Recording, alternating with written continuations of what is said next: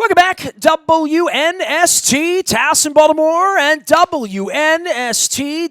A rare opportunity for me to say the home of the top-seeded Baltimore Ravens, but as Luke Jones has pointed out, they don't give out seeds until the new year. Number one in power rankings, number one in your hearts, and yet here we go this week with a game to Buffalo that, again, is a potential spot to sort of stub your toe and screw things up. The history of Ravens football would be that, with prosperity comes a tough loss somewhere along the line. I know it doesn't feel that way, but this would be one of those, brace yourself. The Bills have extra time. They're playing good football. It's not an easy place to go. It's the biggest game they've had there since forever. So all of that's going on. They're gonna go into Buffalo in a way that maybe on April 28th we could never have envisioned this kind of matchup, right, Luke? Yeah, I think people would have anticipated the Ravens being in the playoff hunt, certainly. And Buffalo, I don't know too many people would have been buying that too much. Although there were a few people out there who thought the Bills would be decent this year and kind of looked at how their defense got better over the course of last season. But, I think anytime you're the Ravens going on the road, facing a team that, whether they're competent or good to really good, wherever you feel you are with the Bills, which I don't think too many people think they're great, despite what their record might indicate as far as their quality, but they're certainly capable of beating you if you get on the plane and it's 25 degrees and maybe there's snow falling. Who knows? Looking at the forecast now, it's saying 40s on Sunday in Buffalo, but that can change. It's Buffalo, man. If the wind blows up, the water comes down, and you got a foot of snow. Exactly. Anyone who's lived in central or western New York can attest to that. I have pictures of me up there and all of that nonsense, through the years. I had a girlfriend in Geneseo and Rochester and, my dear friend Mike Rosigliano and the Sprata family, all my dear friends in Amherst and Cheektowaga and Depew. I love Buffalo, so I'm going to get beaten on for not going to the game this week because it's such a big game, but at the time, it felt like a really good idea to miss Buffalo. Yeah, in early December, you think? But I like Buffalo. I'm not even bagging on Buffalo. It just felt like, how big a game could this possibly be when I booked the trip in August, right? Like, how big a game could it be? I thought the Ravens would be 7-4-ish. On a good side. I thought they would be a good team this year. I didn't think they'd be a bad team. I was not a hater on Lamar. And by the way, we didn't talk about this, but I don't like how much Lamar got hit on Sunday in the rain, and I'll say that anytime Lamar gets hit. I didn't like that Lamar got hit late. I didn't like that Lamar got hit wide. I didn't like that Lamar ran into the middle of the pack a lot. I don't like weeks when he runs the ball 16 weeks. So I'll say all of that, but I did not think this game could carry this kind of significance. And look, every week, we just got rid of the 49ers. Now they have a game carrying huge significance for them for next week, for their side of the conference. There are big games everywhere, and they're not all getting flexed out to Sunday night, right? Sure. And I'm glad you brought that up, because as I was watching the Patriots game on Sunday night, watching them go down and the Ravens moving into the number one spot at the moment, I saw Jameel McClain, a former Raven, part of the organization, someone who you and I have both gotten to know a little bit, and certainly someone who's very highly respected in that building. And I have no idea if he was tweeting about the Ravens or whether he was just giving a life lesson. But the tweet that he put out shortly, it was around 11 o'clock, something like that, it said, "Climbing is the easy part, staying ahead is difficult." And I thought that was such a profound statement to make about the Ravens. And you just said it. This isn't really a big game for the Ravens in terms of securing anything. They're just trying to maintain at this point. Normally, they're used to being the team that's chasing, whether it's chasing Pittsburgh in the division, whether it's chasing the Patriots in the entire AFC. They're not used to being the team that is in the driver's seat currently. And there is a challenge to being the team that is the hunted rather than being the hunter. And that's where the Ravens are right now. And that's where I've said that you want to see them maintain their edge, and that's where veteran leadership comes in. And that's not to say that these guys are going to get complacent, but it is human nature when you've won as many games as they've won in a row, and you're in this kind of position to ease off the gas pedal a little bit if you're not careful. I mean, that's kind of what you tend to see. Well, I get caught up just in the one thing I have energy for, and you have it, we all have it, we're all guilty of this, was watching the game Sunday night with, great interest, Sure. right? Like that we're all scoreboard watching. We're all saying, all right, who do the Bills play at the end of the year? Who do the Steelers, who's got the schedule and who has to go where? And boy, the Ravens are going to have extra rest for that Cleveland game. And you start, but the Bills are going to have extra rest this week. And how does all of this lay out? And who's really healthy, right? Who's played in these games? What are the weather conditions? I mean, this is where you start to play chess instead of checkers as a fan to some degree, that maybe you're into your fantasy. That's why I don't do all of that. This is when it gets thick for me, that I got a 14-hour flight, that I'm going to be writing and thinking about football and then writing and thinking about Baltimore Positive and the stuff that I'm doing. But I'm getting distracted by this, right? I think we all are, because we all feel like this is going to be a great ride, right? Like this is going to be a really fun January. Even if we take a facer in the first game, like we did against the Colts in 06, right? Sure. There's going to be that period of time where that anticipation, there's going to be a big game, there's going to be a good team, there's going to be a team that just won a game coming in here, right? Like, we all anticipate that, but in order to get to that, you better not lose in Buffalo this week. Sure, but again, and this is where you said you didn't think this was going to be a big game. If the Ravens were 7-5 right now, this would be a way bigger game than it is right now. From a standpoint of, okay, you could say, well, the Ravens are trying to have the number one seed, but normally this time of year, you're fighting for your playoff lives. I mean, the Ravens are going to be in the playoffs. We know that. They are going to win the division. We know that. In fact, they can officially clinch this week with a win and a Pittsburgh loss. What's that magic number, Luke Jones? Sure, I mean, that's what it is. So, I mean, they're that close. So you do look at this game, and that's where you do have some, not trepidation, but at least you better have some focus from a standpoint of this game means a lot more to the Buffalo Bills in terms of playoff life, in terms of how that goes. Now, they have a little bit of a cushion when you look at them compared to the rest of the AFC wildcard hopefuls, but hey, with New England losing another game, they're saying we've got a shot at maybe winning the division. It's a very small chance, but they have plenty to play for. The Ravens have plenty they can lose. I mean, it's really a case of, the Ravens are going to keep scoreboard watching because that's what you do. I mean, you're looking for what's New England doing, what's the seeding looking like, who are the teams playing well going into the final 3 or 4 weeks of the season, all those different things. And we'll continue to talk about that. But the Ravens now, because of the work they've done through the first 12 games of the season, they're in a position where they don't have to scoreboard watch anymore, technically. They win. They keep winning. Nothing else matters. They're going to be the number one seed. But knowing that they're facing a team that has plenty to play for, the coming home to play the Jets on a Thursday night, do I have concern about that game? No, not any, quite frankly. Although I have a lot of concern about anything that's freaky like that on short rest. But they're at home though. If they were going up to MetLife, playing in their stadium, I'd hear you on that.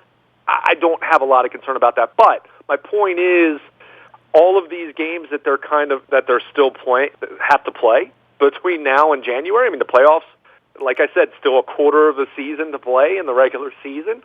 But you have those. I mentioned those two games. Then you go to Cleveland. I mean, the Browns, bad loss for them, but they're still hanging around as a wild card. And at the very least, anytime the Browns have a chance to play the Ravens, that's their Super Bowl. Oh, dude, it's going to be chippy, ugly, dirty, all that the first Steelers game was that they didn't have, and taking the salt out of them on Sunday. It's their Super Bowl. It's Christmas week. coach is going to be under fire. All the superstars there that were going to be difference makers or, figuring out which island they're going to be going to in the second week of January while Brandon Williams is getting a massage and sitting around and watching football and waiting to play the next week. So, I always worry about those division games at the end because I do think there's just an inherent chippiness about all of it that if they're designed to screw up your season. They're designed to be Auburn, Alabama, or Michigan, Sure. Ohio State, literally, right? Yeah, and there's always that familiarity. And look, we can talk all we want about whether Cleveland will be playing out the string and what's going to happen with Freddie Kitchens. Cleveland beat their butts back in September. And won't mind talking to them about it, probably, yes. And if you saw Raheem Mostert run on the Ravens on Sunday, that was reminiscent of what Nick Chubb did in Week 4. Now, I'm not saying the Ravens are going to lose that football game, but again, we're talking about the potential pitfalls each week, and goes back to that Jameel McClain quote, climbing is the easy part, staying ahead is difficult. Every single team now is trying to say, well, either we'll have a feather in our cap trying to beat the Ravens. Cleveland probably isn't going to make the playoffs, but Browns fans would take some satisfaction in saying, all right, you guys were the number 1 seed. Who knows? Maybe you go on and win the Super Bowl. We swept you in the regular season. And as much as you'd look at that and say, well, I'd take going into the playoffs and winning a Super Bowl over a regular season sweep, but they'll view that as bragging rights. In the same way that I can recall some Redskins fans bragging about beating the Ravens in both of their Super Bowl years. So, you have some of that. But, again, when you're at the top, everyone else is gunning for you. Everyone else knows that they need to be on their P's and Q's and play their absolute best football to have a chance to beat you. Do most teams in this league have a chance to beat the Ravens? No, quite frankly, as they are currently constructed in their current state of health and man, that sounds so cocky when you say it that way. It's the truth, though. I mean, I'm not being cocky. It's the truth. I've watched this team play for over 2 months now. There are very few teams in this league that are capable of beating the Ravens if they're going to play some semblance of their regular football game. Now, you go out and you turn the ball over 5 times, yeah, you can lose to anyone, but that's true of any team, any year, any week in the National Football League. So, but my point is, the Ravens are in a very unique spot here, and any team that they're going to encounter the rest of the way knows that they have to play their absolute best football to win. And we saw firsthand on Sunday that, okay, I don't know, I wouldn't say the 49ers played their best football, but they played really, really well, and the Ravens didn't play their absolute best, and we saw what happened. It was a 3-point game, and certainly a game that might be seen again in February. Who knows, that kind of matchup. But it is a different animal when you're talking about being the team that everyone else is gunning for. So how this team handles that, I'm pretty confident that they're going to handle that well because of the leadership and the overall quality of player that they have on this team. But you have to go out and do it. You have to go out and take care of business, and there can't be any let-up because teams that they do play the rest of the way, other than maybe the Jets, if you're not at the top of your game, all of those teams are certainly at least capable of beating them. He is Luke Jones. He is Baltimore Luke, and Luke at WNST.net. He will be on the backfields at Owings Mills all week long. I'm going to be lecturing about Masson and baseball history here this week. Don Moeller and I have done our 100th 100 episodes of Baltimore Positive. We're onward and upward into some more great stuff. You can find all that out at Baltimore Positive. We've also done some special holiday episodes this week. Want to give a shout out to State Fair for all the love, as well as Jennings over in Catonsville. Stop by State Fair, get some shrimp and grits. Stop by Jennings, get a burger, a beer. See them during the holidays while you're out small business shopping along Frederick Road. We're going to be at Fadley's at Lexington Market next Thursday. Talk about beating the Jets and it being an easy game and all that. We're going to have Police Commissioner Harrison joining us for the first time next Thursday at Fadley's, high noon. Got a big football game that night. As you know, I'm going to be in Asia this week. Follow along out on Facebook and Twitter and LinkedIn with my dearest friend, Julio Bermejo. Probably drinking tequila and sake and stand bars and U2 and watching football at 3 in the morning in Seoul. It's going to be a crazy week. Big appreciation to all of our sponsors. I've got hats. I've got mugs. Let's start with this. Cole Roofing and Gordian Energy. Bill Cole will be around next week to do a little holiday a talk about the Baltimore Positive and some other plans we have around here. I got a hat from Liberty Pure Solutions. These are water folks, okay? And I talk so much about Flint, Michigan. I talk about saving Baltimore. We talk about lead pipes. I'm learning about water. And in 2020, I've got a sponsor that's going to come in and educate me. Not just crazy stuff about water, like water runoff and wells, and like where I have my business on Hart Road that is well water, what's safe, what's not safe. I'm going to learn a lot about that. Liberty Pure Solutions, probably heard Matt Stover talking about it. You're going to hear me talking about it in 2020. All right, full circle. Tire and Auto, Dave and everybody up there. See, my sponsors have been giving me hats and shirts because they've seen the Royal Farms coffee cup here. They've seen the Strategic Factory that has my delicious Liberty Pure water, as well as the Pizza John's cup that I keep on the set, my lava lamp from Sporticulture, all of our sponsors. It's the holiday season. If you're out shopping, you want to give a flower, do it at Sporticulture. You want to do a lava lamp, do it at Sporticulture. This thing's beautiful. It's become quite the part of my ensemble here in the studio, but such great sponsors. By the way, Strategic Factory made me fresh Baltimore Positive gear that I've packed in my suitcase, and the hats and the shirts, all of that from Strategic Factory. Big thanks to Keith and Jeff and everybody over there. I got all sorts of sponsors. Sydney's out there. It's Christmas holiday season, Cyber Monday, shopping. Honk the horn. Outer side of 695, right at Seder Hill, Perring Parkway. Honk the horn, say hello to Sydney, Charles Newsonoff and Sons. Also, see my friends at Curio Wellness in Timonium, having another seminar this Saturday, and also Wednesday, it's 101. Brian Sanderhoff will be here next week to talk about the Jets and the holidays at Curio Wellness. All right. That's a million shout-outs for a million sponsors. They make it go. Luke and I are very, very appreciative as we head up in the holidays, and we have a busy week ahead. Luke, I don't want to talk anymore about San Francisco right now. I don't want to talk about the past. I don't really want to talk about Buffalo. Earlier, I talked about how you stub your toe in January, okay? You've said all of this haughty stuff. We're already in the playoffs. We got, our magic numbers, all this stuff, right? That means we're going to play games in January. I'm not interested in who these other teams play, although I am. I'll be watching. I'll be scoreboard watching.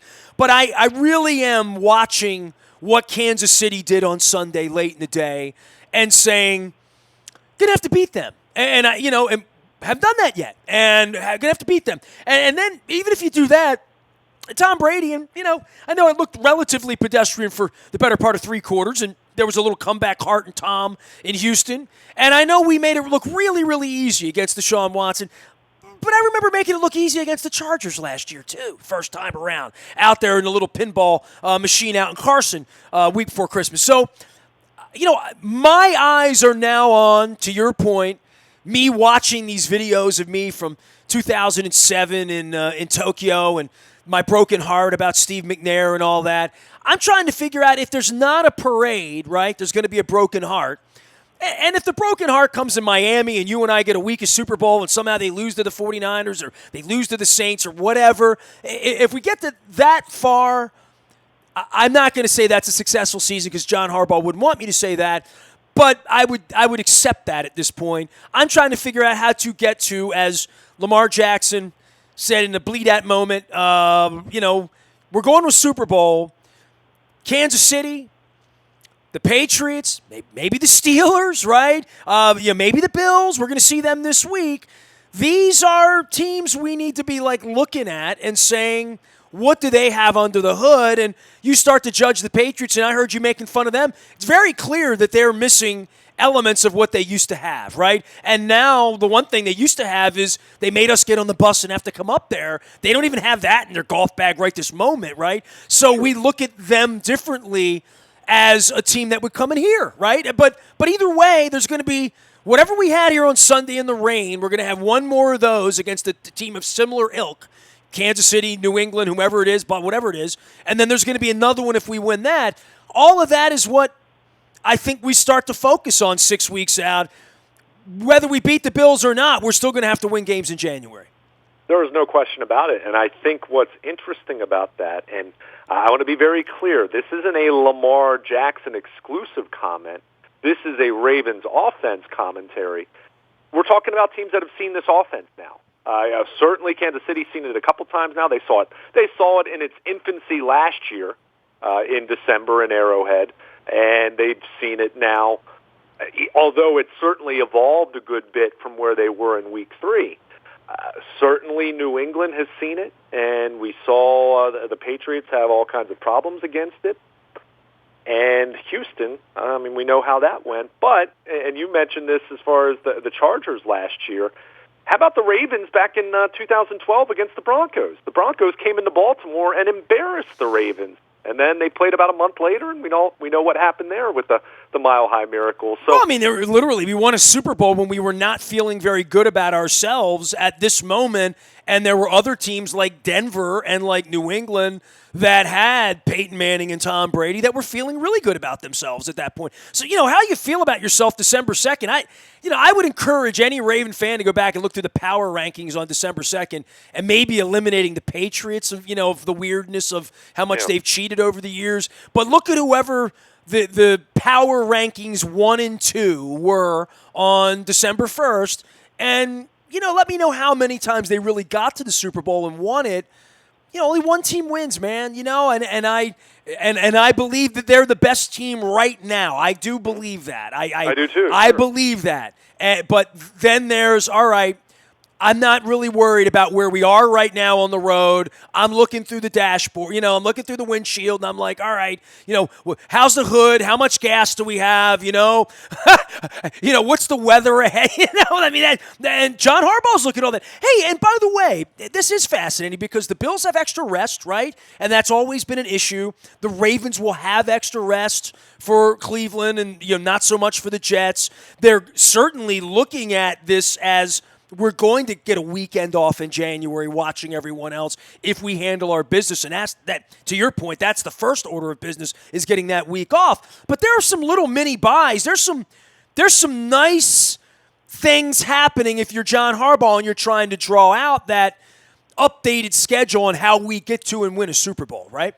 Yeah, well, I mean, go back to when the schedule came out in April. I mean, this home away, where they haven't had to have an extended road trip. I guess on the flip side, you could say, well, they're not in a position like New England is in, for example, where I think the Patriots play 3 of their last 4 at home. So yeah, you can kind of look at it any way you want in that way, but it is, I think, coming back from the Monday night road game in Los Angeles, having a quick turnaround to play the 49ers, I think that was probably the last thing on the schedule you could point to and say that's rough.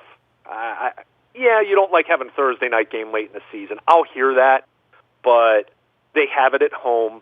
It's against a team that, I mean, the Jets have looked pretty good a few times here and there, but they also look really, really bad for large stretches of the season. So, but, I mean, you just look at it at Buffalo, home against the Jets on a short week, then extra rest, going to Cleveland, and the Browns, will be fired up, trying to, whether they're still in the wild card race by then or not, they're going to be hoping that they can sweep the Ravens, and that'll be a feather in their cap. And then coming home, Week 17, who knows? I mean, that Week 17 game, as much as you kind of look at Pittsburgh and say, well, it's Ravens-Steelers, depending on what happens, there may or may not be anything to play for that game for at least, looking at it from a Ravens perspective. I mean, if New England stubs their toe again and the Ravens win their next 3 games, let's say New England loses to Kansas City, then, they're in a position where they don't need to play Week 17. And I don't care if it's the Steelers and you could win to keep them out of the playoffs. I'm resting my starters if I don't need to play Week 17. So, but especially number 8. Yeah, exactly. But so it sets up nice where they are right now. They're healthy for the most part. They've had their share of injuries over the course of the season, but it hasn't been some extraordinary, futility in that way. I mean, the one area they've lost a lot, they've replenished with their secondary, bringing in Marcus Peters. So everything kind of sits there pretty nicely for them. I mean, there's no guarantee with any of this stuff, but it sets up really nicely for them here over the final quarter of the season. And then you kind of look around, and who are the real threats? I mean, I'm not counting New England out, but they certainly, to your point, do not look like the Patriots teams of old. They do not have a Rob Gronkowski.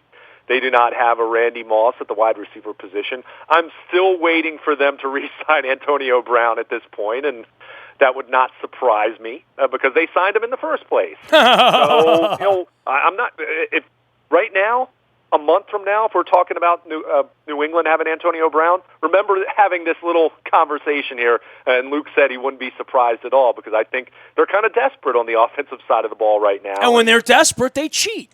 Well, and if the NFL kind of gives their kind of sort of blessing okay for it, which there are allegations are out there, and there's a countersuit now that he is suing his accuser. I don't know. I mean, I don't want to get too far off track there, but the point is that's kind of their only course of action that they have. I mean, Rob Gronkowski's already said he's not coming back this year, but it's still New England. Jason Witten available? No, I'm sorry. It's still Tom Brady. It's still Bill Belichick. So you never count them out until they have an X across their name and they're officially eliminated.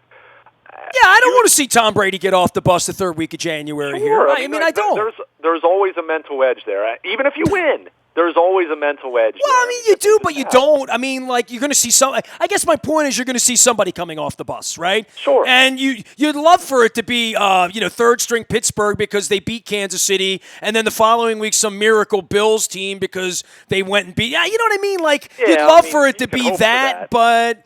I remember the last time we did this, right? It was, what was it? Luck, Manning, Brady, and Kaepernick, right? Yeah. That was the gauntlet. Pretty good gauntlet there, no question about it. But you look at it, I mean, it's New England. I've already talked about Kansas City. I think Kansas City is the biggest threat because I think they're the only offense that can hang with the Ravens in that kind of game. And then, their defense, I'm not saying they're going to stop the Ravens, but, you turn the ball over once or twice. Force a fumble like San Francisco was able to do on Lamar Jackson on Sunday. By the way, I like that they played a really, really nasty, sloppy game and did okay. I mean, Lamar did not throw the ball well. He'd be the first to say that. Yeah. You know what I mean? And most people don't throw the ball. I mean, I think that's something unique about Tom Brady. Whatever stick-em that they've invented up there for snow, he's been a good snow. You know what I mean? Like, that matters a lot in January. That matters a lot. Joe Flacco had some good bad weather performances on a few occasions. But, yeah, it's not easy. And, look, I mean, Lamar fumbling for the it's wild, absolutely wild. Think how much time we spent at the end of last season and throughout the offseason talking about what with Lamar Jackson. Yes, his passing, but what was the other area of concern? His ball security. I mean, he had, counting the playoff game, he had 15 fumbles last year, and he only started just under half the game. And by the way, I never felt like it was like sort of chronically awful. I just felt like that's what you get when you play that style. I mean, I've maintained that all along, that it's like sort of being a skydiver. At some point, the parachute doesn't open, right? Like, if you're going to jump out of planes, if you're going to do it that way, that's why teams don't do it this way, because usually the ball does pop out, right? I mean, and especially on a wet day, that's been the beauty of them. That's been one of the reasons they've won by 4 touchdowns. This never happened, right? Yeah, I mean, I would think, forget about odds for the Super Bowl. If someone had given you odds that Lamar Jackson wouldn't lose his first fumble until week 13, boy, you could have cleaned up. You would have made a killing. Take on that that deal. Take that deal. Yeah. And I'm not saying that to be disparaging to Lamar. It's a major compliment to the improvement and it wasn't. All those fumbles last year weren't just him. Some of them were some shaky snaps from Matt Skura. Some of them were some mesh point issues with the running back. I mean, and again, it happened in the 17-17 game, so beware the Jets and these other, you know what I mean? I had the Bengals guys making fun of me a couple weeks ago. I thought that's how you lose in Cincinnati. You put the ball on the ground once or twice in a close enough game against a good enough team. That almost cost them the game. I mean, a part of it. Had they lost the game by a field goal, we'd have been talking about, man, Lamar, one fumble, it cost us, right? Like, but it didn't, and that's the good part of that. Sure. And I don't know if that cost you the game against the Jets, but it can certainly cost you a game in January against the Patriots or against Kansas City or against Houston. I mean, to me, those are the three teams. And look, it's really easy to look at this and say, well, they beat New England by multiple scores. They absolutely demolished Houston. Well, then you kind of look at Kansas City. But I go back to what I said a few moments ago when we started talking about potential playoff matchups. I think any team that has seen this offense before, there's always that question. I don't think it's a likelihood because I think this offense is that darn good, but there's always that question of how do they handle it the second time around? How does Bill Belichick, now that he's seen Lamar Jackson in the flesh, how does he prepare for that second time around? How does Kansas City, for me, it's much more their offense than their defense. Houston, how do they handle that second time around? And maybe does Deshaun Watson wake up on the right side of the bed? Because you saw how he played against New England on Sunday night. That's a really good defense he went against. And that's why I was so shocked at how he played, because he's a terrific quarterback. So, well, the Ravens have given everybody an ass-kicking and a wake-up. They are the hunted. They beat up on Jared Goff. They beat up on Deshaun Watson. They beat up on Tom Brady. They beat up on Russell Wilson, right? So, there's just, they beat up on everybody but Drew Brees because they haven't seen him yet, right? So, this is becoming quite the story of who's the better quarterback or who goes into a game in January with the better quarterback. I'm not afraid of Patrick Mahomes, right? I'd be afraid of Patrick Mahomes, maybe not afraid of the Kansas City Chiefs in their totality. Patrick Mahomes is phenomenal. But he's how you lose. Him being phenomenal in the third week of January is how we get our feelings hurt. And you and I are doing Solo Me radio in Miami, Yeah, none of this is guaranteed. That's what makes it fun. I mean, if we sat here right now and truly 100% knew that the Ravens are going to win the Super Bowl, then that wouldn't be. What I would do with the same thing they do over in Catonsville. I get my chair out for the parade now. Yeah, well, sure, but the drama is part of what as much as people have kind of talked about the last 6 weeks and how the Ravens have just steamrolled so many teams. That drama, that's why we like it, right? Here comes the sweat. We're going to have to sweat. January is going to be full of sweaty palms, no matter what. Yeah, okay. Yeah, they might blow out some team. Let's say, to your point, let's say there's a scenario where one of the wild cards upsets a division winner in the first round, and then that team comes to Baltimore. Okay, the Ravens might blow them out in the divisional round, but whoever they face in the AFC Championship, probably going to be more of a nail-biter because that's just how this goes. But I like a team that has this kind of offense, this kind of quarterback, playing at the level that they played, although they didn't light up the scoreboard on Sunday, but they have lit up the scoreboard plenty. And you have a defense that, even with hiccups against the run on Sunday, the defense has played at such a high level now for the last 6 weeks. That's going to be really difficult to beat. Right now, every other team that we've just mentioned, their fan base is waking up on Monday morning or Tuesday during their team's off day, and they're all sitting around wondering what. First and foremost, how do you beat Lamar Jackson and the Ravens? And okay, Kansas City's done it to their credit, so they have that mental edge, I suppose.